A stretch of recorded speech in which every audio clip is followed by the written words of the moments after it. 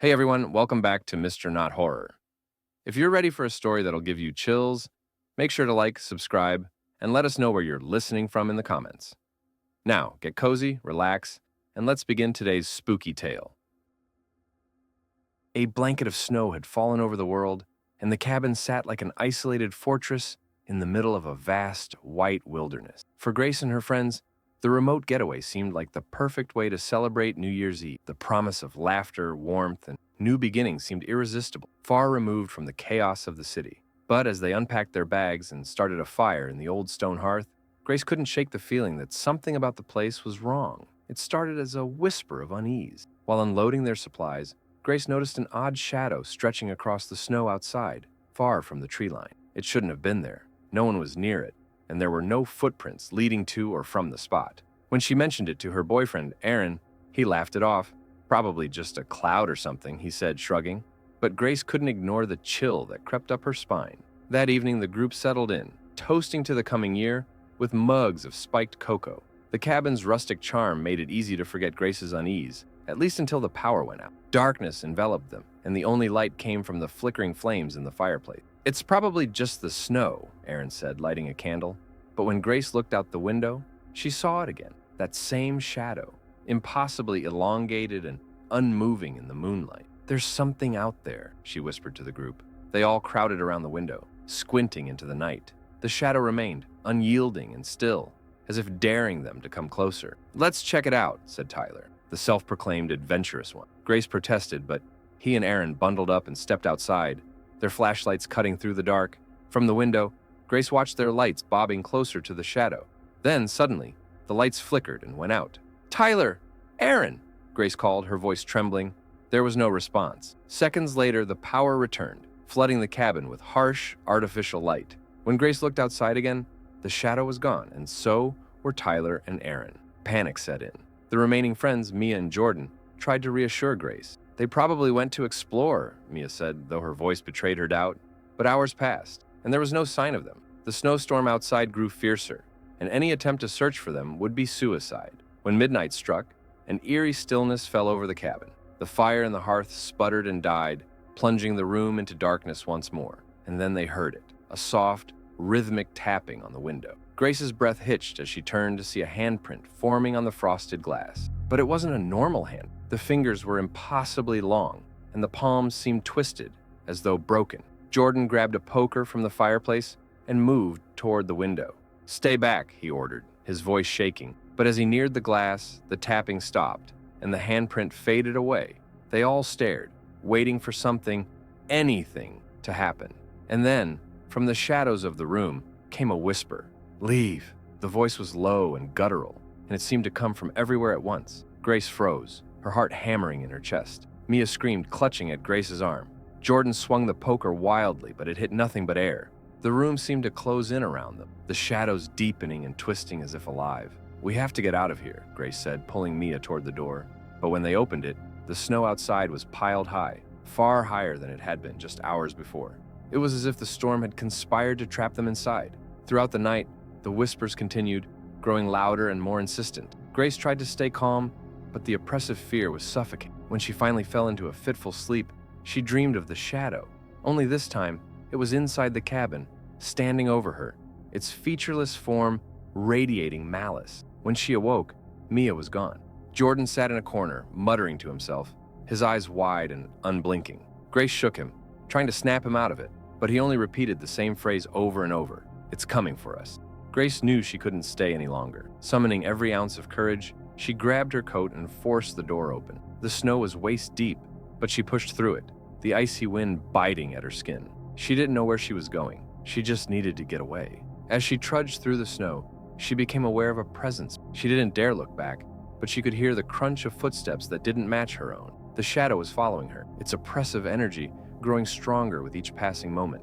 When she finally reached the edge of the forest, Grace turned to face it. The shadow loomed before her, a mass of darkness that seemed to consume the very light around it. She felt an overwhelming sense of despair, as if every mistake and regret in her life were being laid bare. "What do you want?" she screamed, her voice breaking. The shadow didn't respond, but it began to move closer, its form shifting and writhing. Grace stumbled backward, tripping over a fallen branch. As the shadow descended upon her, She closed her eyes, bracing for the end. But instead of death, she felt a sudden warmth. Opening her eyes, she saw the first rays of dawn breaking through the trees. The shadow recoiled, its form dissipating like smoke in the wind. By the time the sun fully rose, it was gone. Grace never found her friends. When she returned to the cabin with a search party days later, it was empty, and there was no sign that anyone else had been there. The only clue was a single long shadow stretching across the snow, leading away from the cabin and disappearing into the forest. To this day, Grace refuses to celebrate New Year's Eve. She knows the shadow's still out there, waiting for her to let her guard down, and she's certain that one day it will come back to finish what it started. The voicemail came at 11:59 p.m. on New Year's Eve, just as the countdown was about to begin. Emily's phone buzzed on the counter, the screen lighting up with an unknown number. She hesitated, her champagne flute poised midair, before curiosity got the better of her. When she pressed play, her blood ran cold. It was her own voice on the other end, screaming, "Help me! Please, someone help me!" The message ended abruptly, leaving an eerie silence in its wake. Emily stared at the phone, her heartbeat thundering in her ears. Her friends, too, caught up in their celebration, didn't notice the color drain from her face. "Are you okay?" asked her best friend Megan, nudging her shoulder. Emily blinked, forcing a smile. "Yeah," she said, her voice trembling. "Just work stuff." She tucked the phone into her pocket, resolving to figure it out later. But the unease settled deep in her chest, refusing to let go. After the countdown, the party began winding down. Guests started trickling out, their laughter fading into the cold night. By 1 a.m., the apartment was quiet, save for the hum of the refrigerator. Emily sat alone on the couch, the voicemail playing over and over in her mind. She decided to call the number back. It rang twice, before cutting to a disconnected tone. Confused, she dialed again, only to hear the same result. Frowning, she checked the call history, but the number wasn't. It was as if the voicemail had never existed. Panic bubbled up, but she tried to suppress it. Maybe it was a prank or a glitch. She poured herself another drink, trying to shake the feeling of dread. But when she turned on the TV, her breath hitched. The local news was covering the New Year's Eve celebrations downtown. The camera panned across the crowd, cheering and waving sparklers. In the middle of the sea of faces, Emily saw herself. She was in the crowd, wearing the same red coat she had stuffed in her closet before the party. Her lips moved as if shouting, her eyes wide with terror. "What the hell?" she whispered, leaning closer to the screen. The feed shifted to firework, but Emily couldn't shake what she'd seen. She was certain she hadn't left the apartment all night. Her phone buzzed again, another voicemail. Hands trembling, she hit play. This time, her voice was calm but strained. "You need to leave, now." Her skin prickled. She glanced at the clock. It was 2:33 a.m. The room felt colder, the shadows deeper. She stood, her legs shaky, and checked the locks on her door. Everything was secure. The voicemail, her own voice, echoed in her mind. "You need to leave." Emily grabbed her coat and keys. Something inside her screamed to run, to get as far away from the apartment as possible. As she stepped into the hallway, the lights flickered, casting long, dancing shadows on the walls. She pressed the elevator button repeatedly, her pulse racing. When the doors finally slid open, she stepped inside, her breath fogging in the icy air. The elevator hummed as it descended. She stared at her reflection in the mirrored walls, but something was off. Her reflection didn't move in sync with her. It stared back, its expression twisted into a knowing smile. Emily stumbled backward, pressing herself against the corner of the elevator. Her reflection mouthed words she couldn't hear, then raised a finger to its lips in a shushing mode. The elevator dinged and the doors opened to the lobby. She bolted out. Her reflection's mocking grin burned into her mind. The streets were eerily quiet. Snow fell in thick, heavy flakes, muffling the world around her. She had no destination in mind, only the overwhelming urge to keep moving. Her phone buzzed again, another voicemail lighting up the screen. She didn't want to listen, but her finger moved on its own, pressing play. "You can't run from this. It's already too late." Her voice sounded distant, distorted, as if it came from the other side of a tunnel. Emily's head swiveled, scanning the empty street. Every window seemed to hold a shadow, every alley a lurking figure. The words repeated in her head, "Too late." She reached a small diner, its neon sign flickering. The warm light spilling out onto the snow-covered street was a beacon in the darkness. She pushed open the door, the bell jingling softly. The place was empty, save for a lone waitress wiping down the counter. "Rough night?" the waitress asked, not looking up. Emily nodded, sliding into a booth. She ordered coffee, her hands trembling as she wrapped them around the warm mug. Her phone sat on the table, a silent threat. The waitress glanced at her, concern flickering in her eyes. "You sure you're okay?" she asked. Before Emily could respond, The phone buzzed again. She flinched, staring at the screen. The waitress frowned. "You gonna get that?" Emily shook her head. "I don't think I want to." The waitress reached for the phone, but Emily snatched it away. "Don't!" she snapped. The waitress raised her hands in surrender, stepping back. The phone buzzed again, louder this time, rattling against the table. Emily couldn't ignore it anymore. She answered. "Hello?" There was silence on the other end, then a single word, whispered so softly she barely heard it. "Run."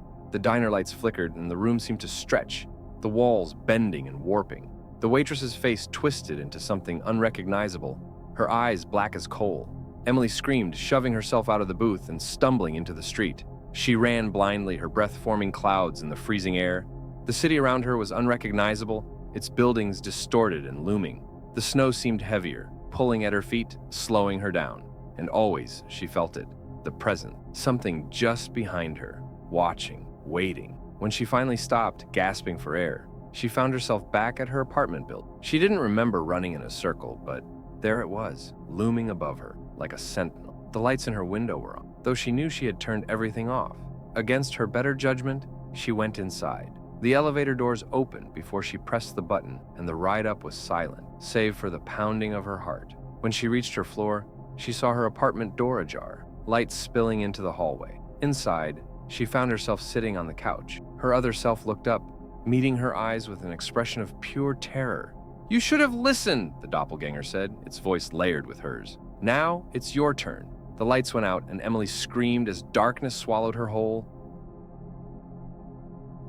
The train station was nearly empty, save for a few travelers, huddled against the cold. Daniel clutched his duffel bag tightly, his breath visible in the freezing air. It was New Year's Eve, and he was heading back home after years of avoiding the place. He had spent most of his adult life running from the memories of his childhood, but the recent passing of his estranged father left him with no choice. The last train of the night rolled in, its brakes screeching against the icy tracks. Daniel boarded, finding a near-empty car.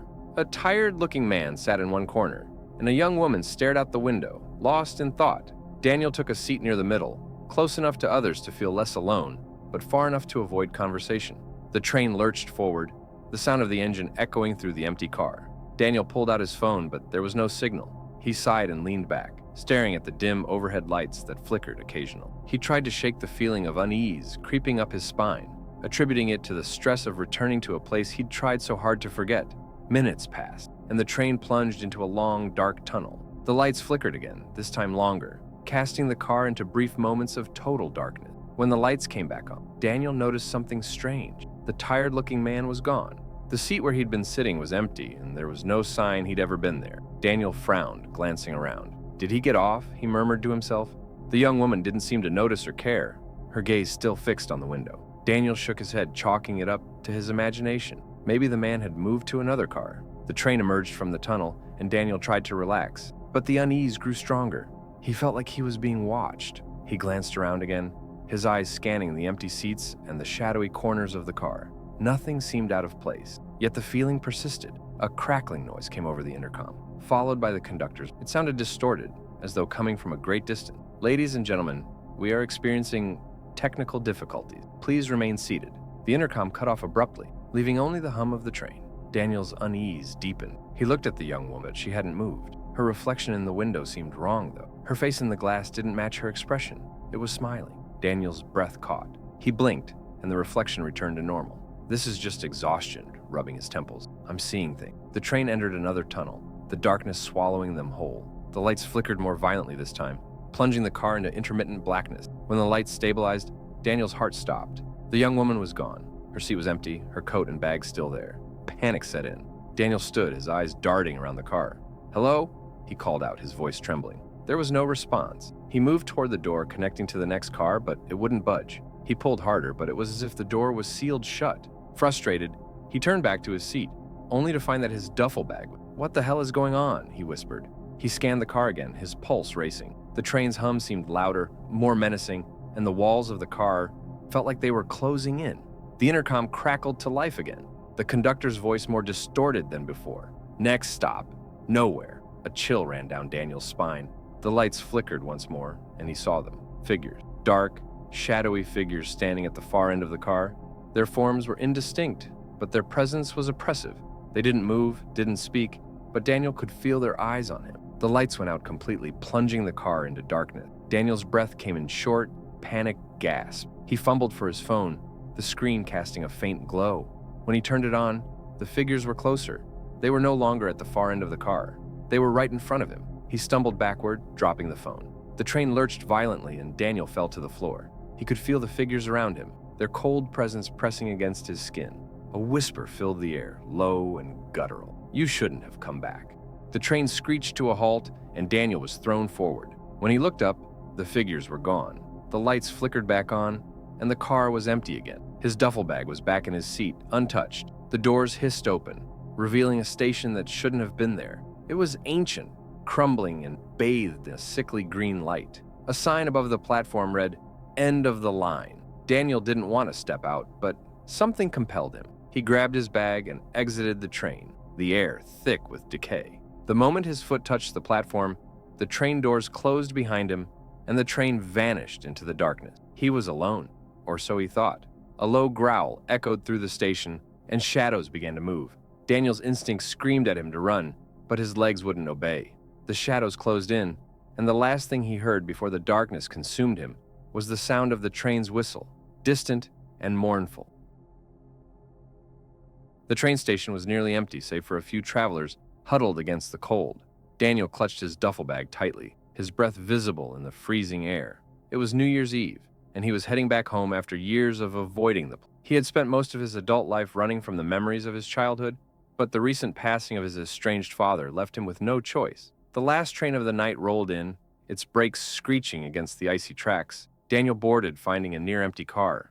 A tired-looking man sat in one corner, and a young woman stared out the window, lost in thought. Daniel took a seat near the middle, close enough to others to feel less alone, but far enough to avoid conversation. The train lurched forward, the sound of the engine echoing through the empty car. Daniel pulled out his phone, but there was no signal. He sighed and leaned back, staring at the dim overhead lights that flickered occasionally. He tried to shake the feeling of unease creeping up his spine, attributing it to the stress of returning to a place he'd tried so hard to forget. Minutes passed, and the train plunged into a long, dark tunnel. The lights flickered again, this time longer, casting the car into brief moments of total darkness. When the lights came back on, Daniel noticed something strange. The tired-looking man was gone.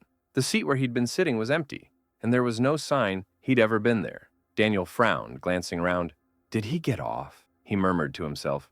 The young woman didn't seem to notice or care, her gaze still fixed on the window. Daniel shook his head, chalking it up to his imagination. Maybe the man had moved to another car. The train emerged from the tunnel, and Daniel tried to relax, but the unease grew stronger. He felt like he was being watched. He glanced around again, his eyes scanning the empty seats and the shadowy corners of the car. Nothing seemed out of place, yet the feeling persisted.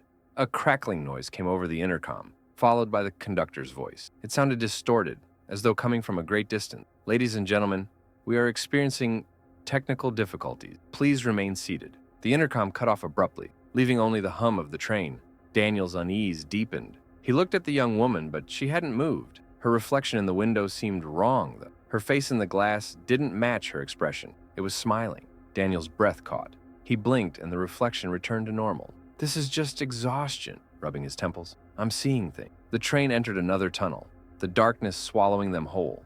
The lights flickered more violently this time, plunging the car into intermittent blackness. When the lights stabilized, Daniel's heart stopped. The young woman was gone. Her seat was empty, her coat and bag still there. Panic set in. Daniel stood, his eyes darting around the car. "Hello?"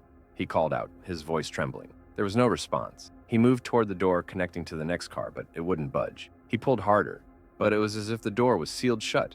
Frustrated, he turned back to his seat, only to find that his duffel bag was missing. "What the hell is going on?" he whispered.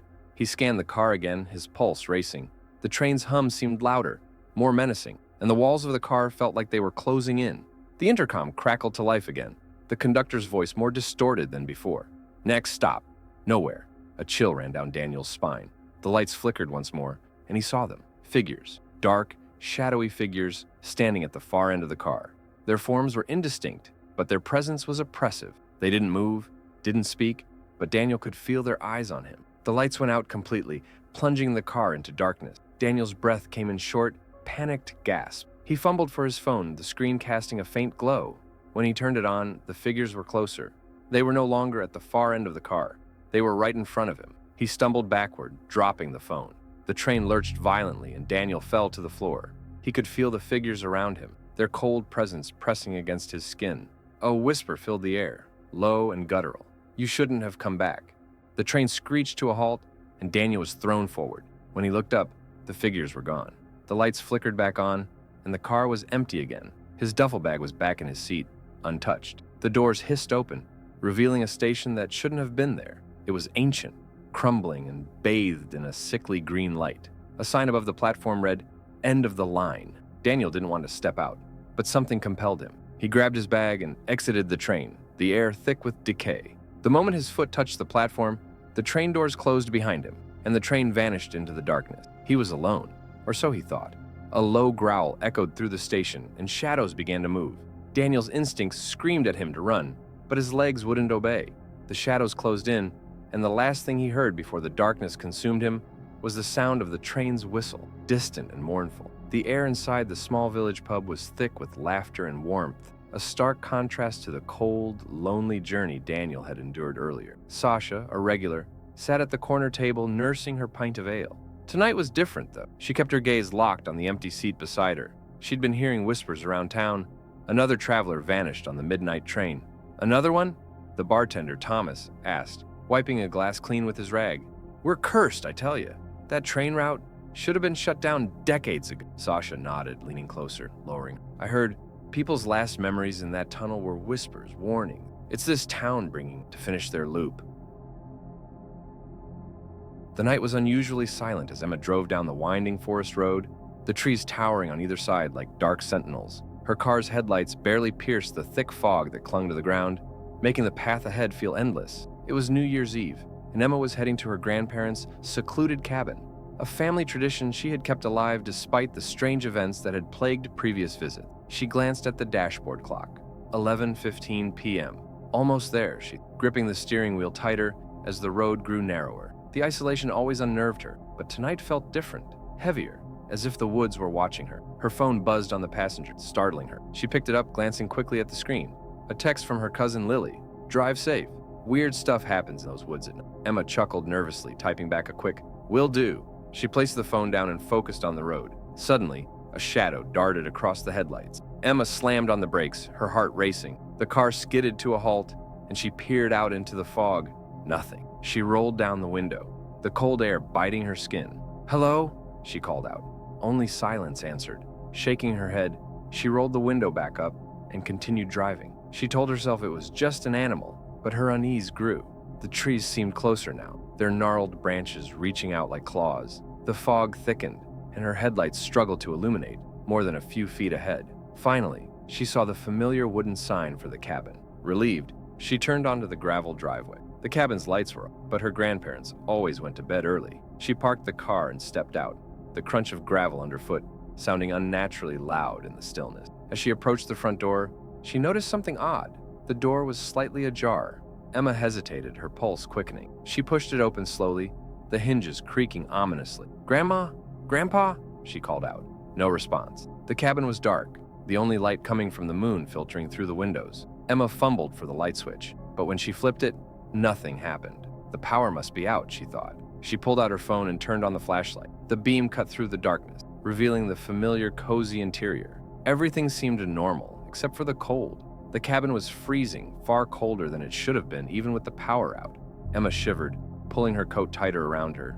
She made her way to the living room and froze. The grandfather clock, a family heirloom that had been broken for years, was ticking. Its pendulum swung rhythmically, the sound echoing in the silence. Emma felt a chill run down her spine. "Grandpa must have fixed it," she whispered, trying to convince herself. As she moved closer, she noticed something written on the clock's glass face. It was faint, as if scratched from the inside. "Leave." Emma's breath hitched. She stumbled back, her phone's flashlight wavering. A loud thud came from upstairs. Her heart pounded as she stared at the staircase, the darkness at the top seeming to pulse like a living thing. Summoning her courage, she called out, "Grandpa?" "Grandma?" No answer. The thud came again, louder this time.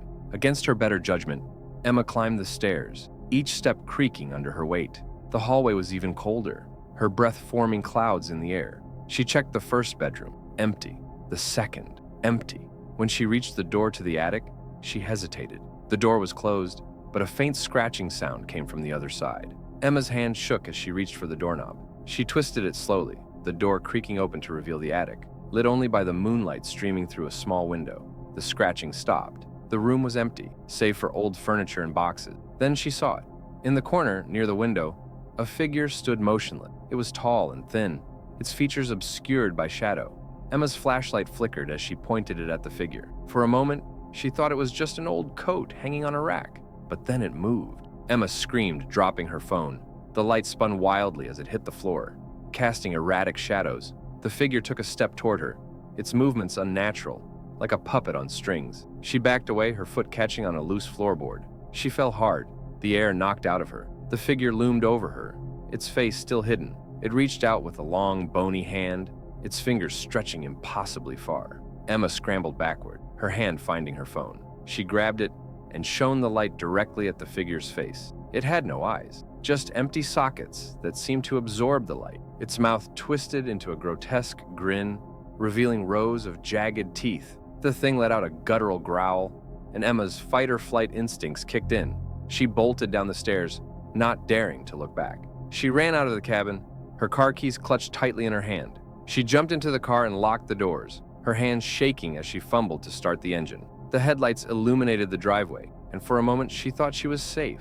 Then she saw it, standing at the edge of the woods, its hollow eyes fixed on her. Emma floored the gas pedal, the tires spinning on the gravel before finding traction. She sped down the forest road, the creature disappearing into the fog behind her. It wasn't until she reached the highway that she felt safe enough to pull over. She sat there trembling, trying to catch her breath. Her phone buzzed with another text from Lily. "Told you to be careful. Happy New Year." Emma stared at the message, her mind racing. She looked in the rearview mirror, half expecting to see the creature's face, but the road behind her was empty. For now.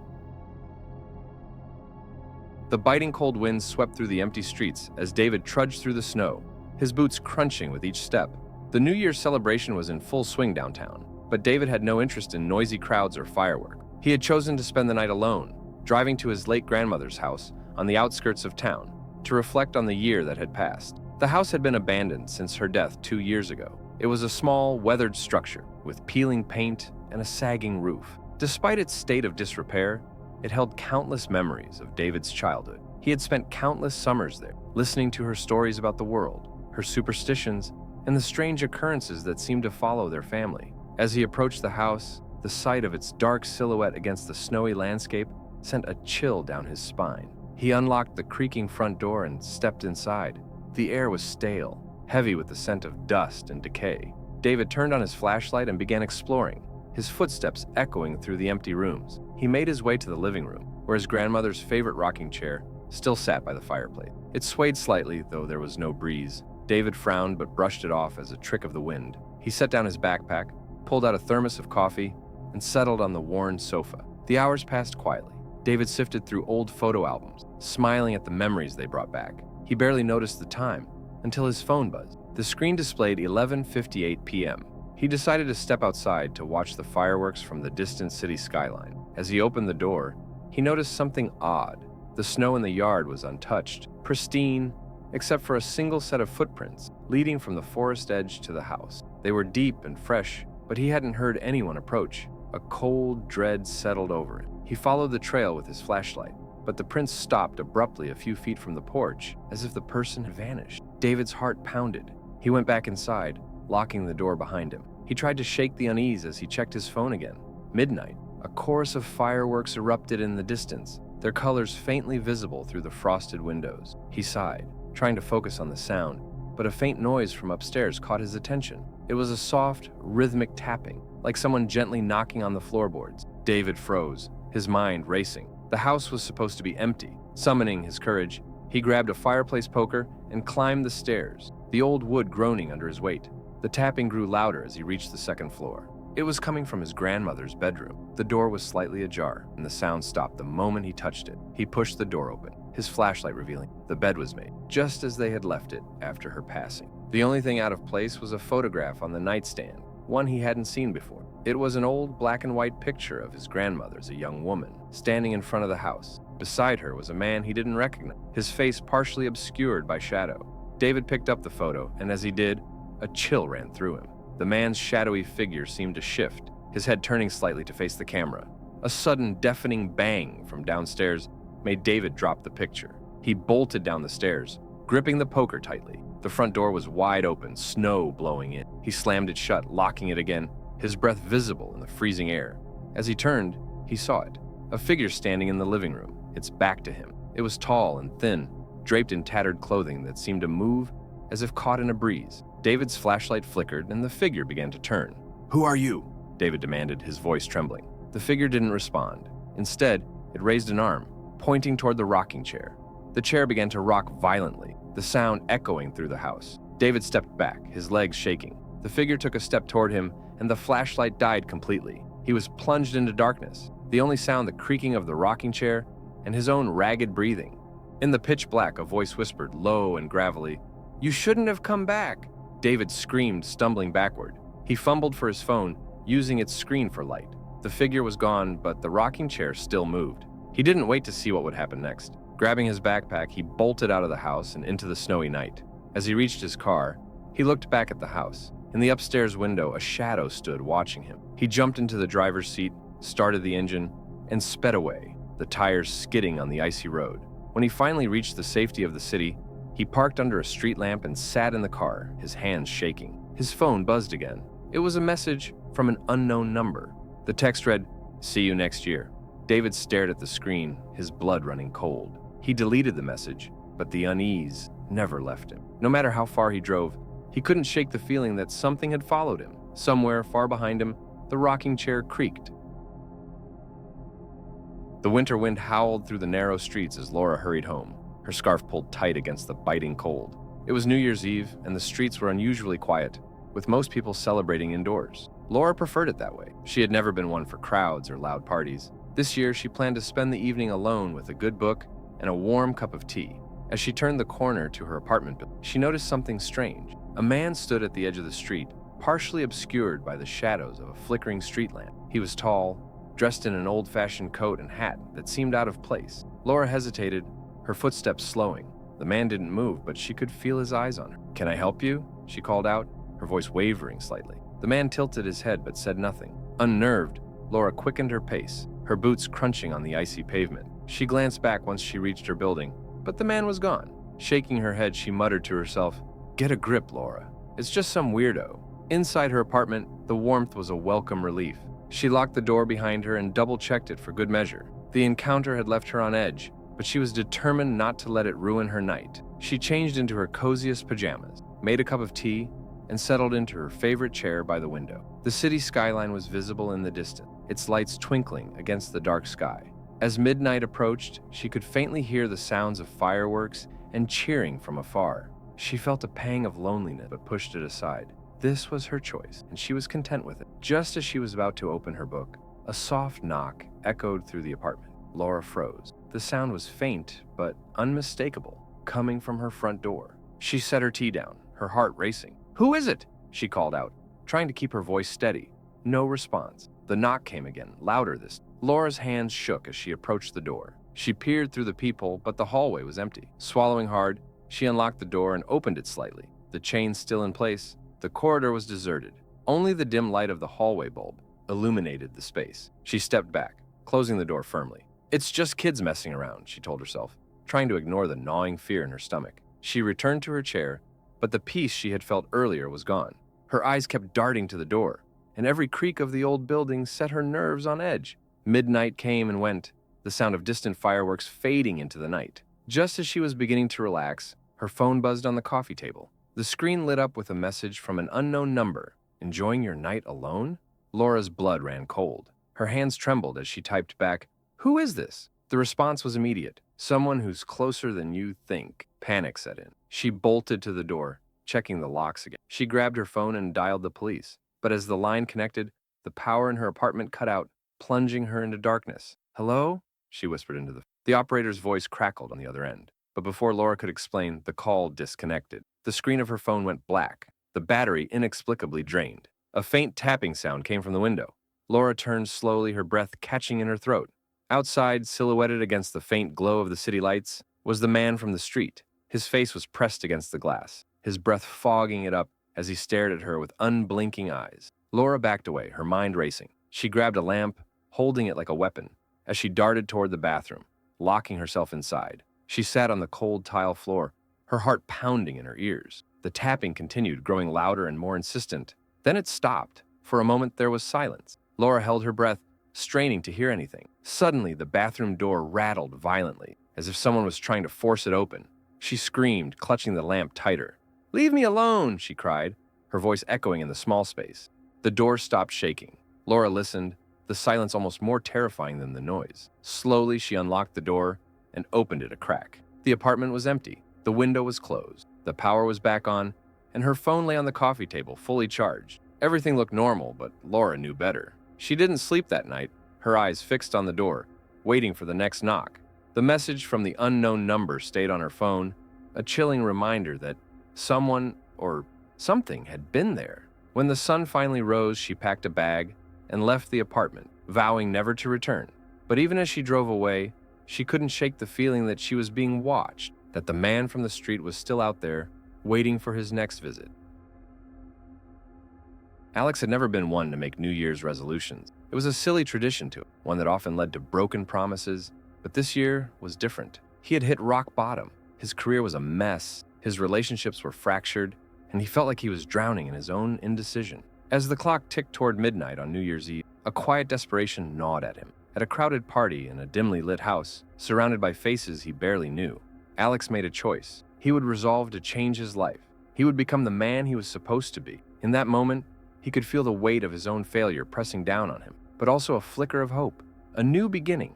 The old woman sitting across the room caught his attention. She looked out of place, her long, silver hair and strange, penetrating eyes standing out among the younger, livelier guests. She observed him as he made his silent vow. When Alex turned to face her, she smiled faintly as though she had been expecting him. She gestured for him to come closer. "Your resolution will cost you more than you know," she whispered in a voice that sent chills down his spine. "But you will gain everything you desire, at a price." Alex, slightly unnerved but also intrigued, approached. Without a word, the woman reached into her pocket and pulled out a small, tarnished coin. It was old, much older than anything he had ever seen. "Take this," she said, "the coin of resolution. Whatever you resolve with it will come true, but remember, nothing comes for free." Despite his hesitation, Alex took the coin, convinced it was some sort of joke, a souvenir from an eccentric woman, nothing. He smiled and pocketed it, dismissing her warning. The rest of the night passed in a blur of laughter, music, and drinks. As the countdown began, Alex stood by the window, gazing out at the city lights. The ball dropped at midnight, and for the first time in a long time, he felt a surge of energy, as though something had shifted inside him. A promise had been made to himself, and he would keep it. He was ready for a new beginning. But the next day, things began to change. At first, it was subtle. His work started to improve. Projects that had once seemed impossible to complete suddenly came together with ease. Colleagues who had avoided him now sought his advice, praising his ideas. Alex couldn't help but marvel at his newfound success. Everything seemed to be falling into place. Yet, something wasn't right. Late at night, he would wake up to the sound of whispers. At first, he dismissed it as a bad dream, but then they grew louder, more insistent. Strange shapes flickered in the corner of his vision, disappearing when he turned his head. His sleep became restless, and he began to feel a gnawing unease that he couldn't shake. Weeks passed, and Alex found himself becoming increasingly obsessed with the idea of the coin. He pulled it from his pocket one evening, examining it closely. There were symbols etched into its surface, symbols he had never noticed before. The more he looked at them, the more they seemed to shift and move, as though they were alive. He felt an overwhelming compulsion to learn more. One evening, he visited a local antique store, hoping to find answers. An old man behind the counter stared at the coin with a mixture of fear and recognition. "You shouldn't have taken that," he muttered, almost to himself. "It's cursed. A wish, a resolution. It never ends." "What do you mean?" Alex said, his heart pounding. "The coin grants your resolution, but it also takes something in return. Something precious. Something you can never get back." Confused but intrigued, Alex pressed further. The old man explained that the coin was part of an ancient ritual, one that had been passed down for centuries. Every person who made a resolution with it would see their dreams come true, but the price was always steep. It wasn't just about material things. It was a part of the person's soul that was taken, a piece of who they were, leaving them hollow, incomplete. Alex's thoughts raced. He had achieved everything he wanted: success at work, admiration from his peers, even personal growth. But why did it all feel so empty? And why couldn't he shake the feeling that something was wrong? That night, the whispers returned. They were louder now, filling his apartment, swirling around him like a storm. His reflection in the mirror seemed distorted, his eyes darker, as though something had been erased from his very being. Panic set in. Alex realized that the price was being paid. But what was it that he had lost? The strange occurrences grew more frequent. He would lose hours of his day, sit down at his desk, only to find that it was suddenly hours later, with no memory of the time that had passed. His coworkers began to act strangely around him, their expressions distant, as if they too were no longer fully present. Even his closest friends seemed off. They smiled too wide, laughed too loudly, and their eyes lacked the warmth they once had. Desperate, Alex began to research others who had used the coin. He discovered dark accounts from people who had made their resolutions with it, only to find themselves trapped in a nightmare of their own making. Some had disappeared, leaving behind only cryptic messages or signs of terror.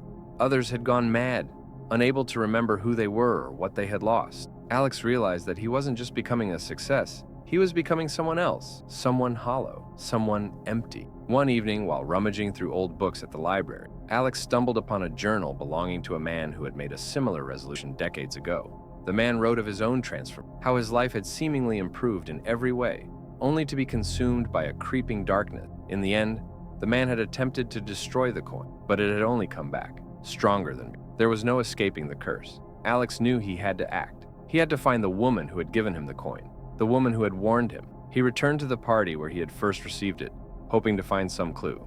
But when he arrived, the house was abandoned, and no one could recall the strange woman. It was as if she had never existed at all. In his desperation, Alex tried everything to break the curse. He sought out occultists, priests, and mystics. All told him the same thing. There was no way to undo a resolution once it had been made with the coin. The more he tried to fight it, the more it consumed him. As the months wore on, Alex's sanity began to unravel. His success, his wealth, his new life, all of it had come at the cost of his very soul. He became a shell of the man he had once been, slowly realizing that he would never escape the consequences of his resolution. The whispers grew louder, the shadows deeper, and the clock ticked toward a future that was no longer his to control. In the end, Alex disappeared, leaving behind only the coin. Those who knew him would later tell stories of the man who had everything but lost everything in his pursuit of a simple New Year's resolution. The coin, now tarnished and worn, was passed on to the next unsuspecting soul, ensuring the cycle would continue.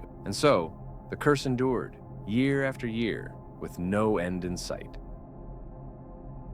Sarah stood in the crowded square, surrounded by the jubilant chaos of the New Year's Eve celebration. It was the kind of small-town event where everyone knew everyone else, and the entire community gathered around the towering clock tower to count down the final seconds of the year. A warm glow from the fireworks stalls lit up the cold night, and laughter filled the air as people exchanged drinks and greetings. But Sarah felt an odd sense of unease, like something was wrong, something she couldn't quite put her finger on. The clock tower had been a symbol of the town for as long as she could remember. The town's founders had erected it over 100 years ago, and every New Year's Eve, the town gathered there for the final countdown. This tradition was sacred, and no one had ever questioned. But tonight, for the first time, Sarah couldn't shake the feeling that something was different. The giant clock, with its worn brass hands, ticked ominously as it approached midnight. The night sky was clear, and the chill of winter hung heavy in the air. But all around her, people were laughing and celebrating as if nothing was wrong. Sarah tried to push away her uneasy feeling. It was just the stress of the past year, the weight of personal struggles, and the uncertainty of the future. She was simply overthinking. "Are you ready?" a voice called from behind her. Sarah turned to see her best friend, Emma, grinning at her. Emma had always been the optimistic one, the light in Sarah's life, and tonight was no different. "Yeah, just a little nervous, I guess," Sarah said, forcing a smile. "Don't worry," Emma reassured her. "This is going to be the best New Year's ever. Nothing can go wrong." But as the crowd began to chant in unison, 10, 9, 8, Sarah's anxiety grew. The air felt heavier, the clock tower looming over them like a silent observer. She glanced up at the clock. Its hands were still, frozen at 10 seconds to midnight. And then, with a low creak, the clock began to move again, but in a way that was wrong. It ticked backward, resetting as if it were rewinding time. "Is it broken?" Sarah whispered, her voice barely audible over the growing chants. Emma laughed, but there was a nervous edge to her laughter. "Maybe it's part of the celebration. It's all for fun." But Sarah wasn't so sure. The strange movement of the clock tower sent a cold shiver through her. As the seconds ticked backward, the atmosphere shifted. The air grew colder, and a strange heaviness seemed to settle over the crowd. Sarah noticed people around her pausing, staring up at the clock in a sort of trance. Their eyes, wide and blank, focused entirely on the tower. 8, 7, 6. The countdown continued, but now the voices seemed less enthusiastic, almost mechanical. The celebration felt forced, like everyone was merely going through the motions, unaware of what was happening. Suddenly, the clock struck midnight, only it wasn't the stroke of a new year. The clock didn't chime with joy, but with a hollow, mournful toll that resonated deep in Sarah's chest. The air vibrated with an unnatural energy, and the ground beneath her feet seemed to tremble. Then it happened. People around Sarah began to disappear, vanishing into thin air as if swallowed by the very night itself. First, it was a couple near the front of the crowd. Their arms linked as they looked up at the firework. One moment, and the next, they were gone. No sound, no trace, just nothingness. Sarah froze, her heart racing. "Emma?" she called out, but there was no answer. Panic surged through her as she turned in every direction, searching for her friend. But Emma was gone, along with half the crowd. A low whisper filled the air.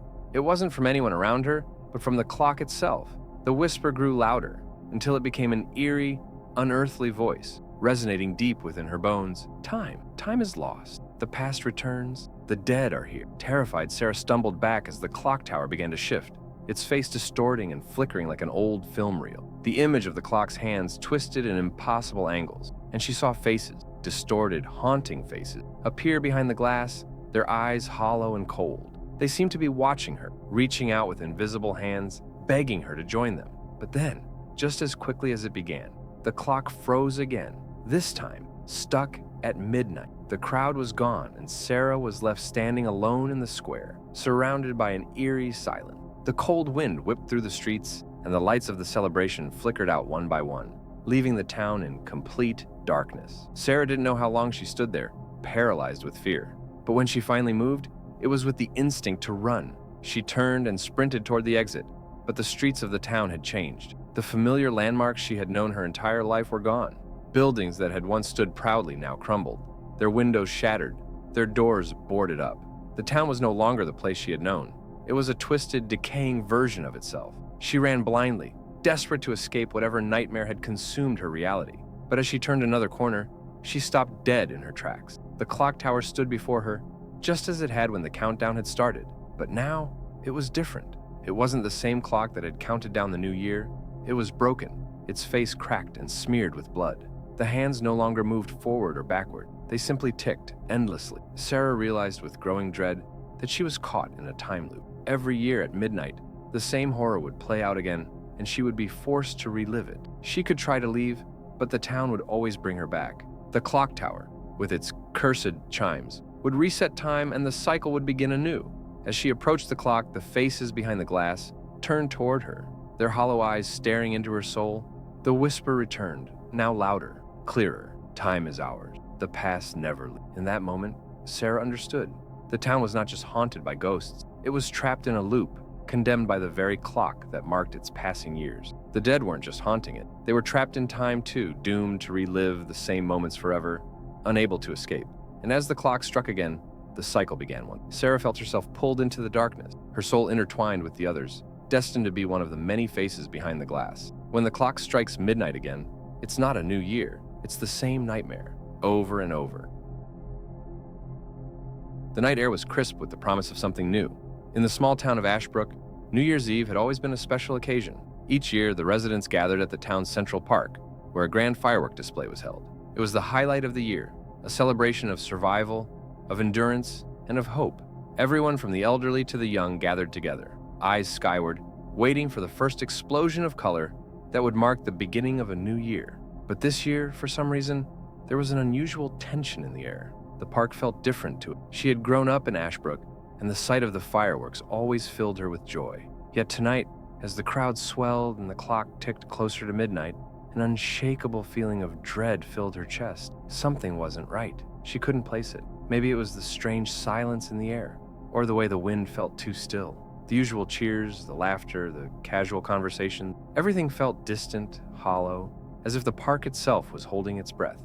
Amelia shook off the feeling, forcing a smile as her friends gathered around her. The group had always come together to ring in the new year, and tonight was no different. They were all excited for the fireworks, but there was one person missing. "Where's Danny?" Amelia asked, looking around for her older brother. "He said he'd be here in time for the fireworks," said her friend Emily, her voice uncertain. "He's probably running late again."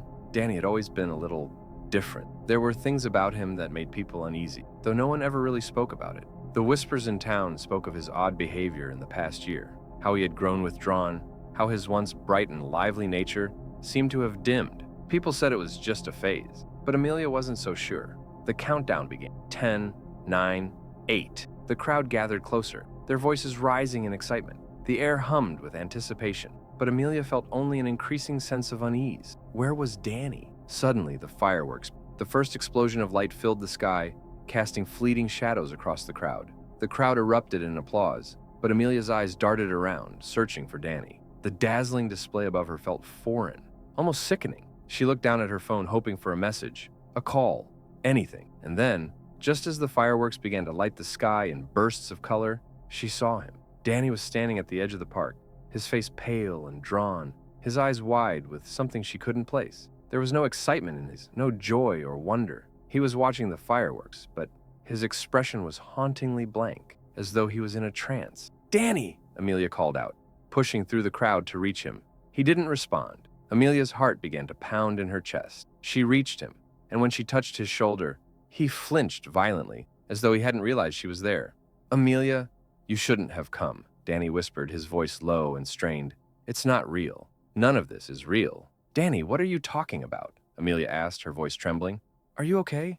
Danny turned to her, his eyes hollow and wide, filled with an emotion she couldn't comprehend. "The fireworks," he said, his voice quivering. "They're not just fireworks. They're the fireworks of the forgotten. They make you forget." Before Amelia could respond, a loud crack echoed through the air, and another firework exploded in the sky. It was a blinding flash of red and gold, and for just a moment, Amelia felt her mind grow hazy. Her vision blurred, and the world around her felt distorted.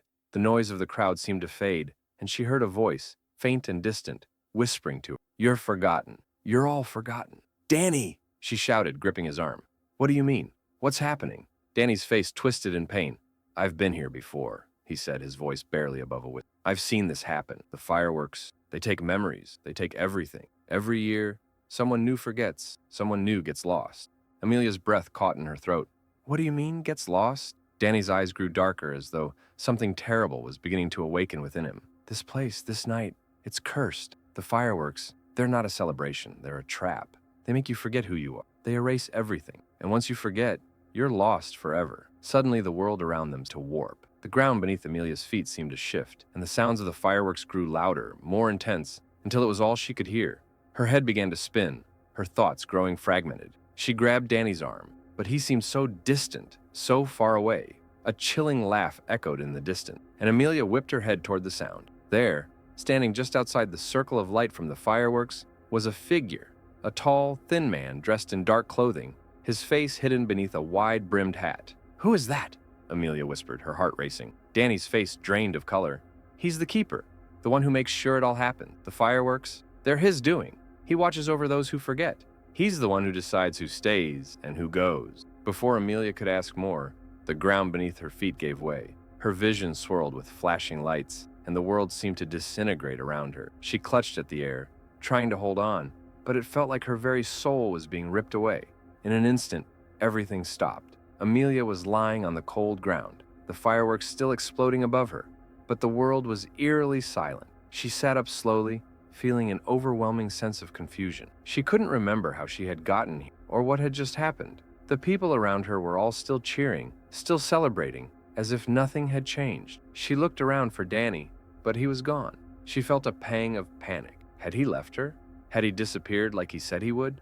And then, slowly, it dawned on her. The memory of her brother, the conversations, the year, everything that had just happened felt distant. It felt like someone had wiped it from her mind, as though it had never existed. But the figure in the distance, the tall man with the wide-brimmed hat, was still watching her. Amelia stood up, heart racing, her mind clouded. She didn't know what was real anymore. She looked up at the fireworks, her thoughts scattering in all directions. The night, the celebration, the joy, it was all slipping away. The fireworks of the forgotten were still burning bright, and Amelia, like so many before her, had been lost, forgotten.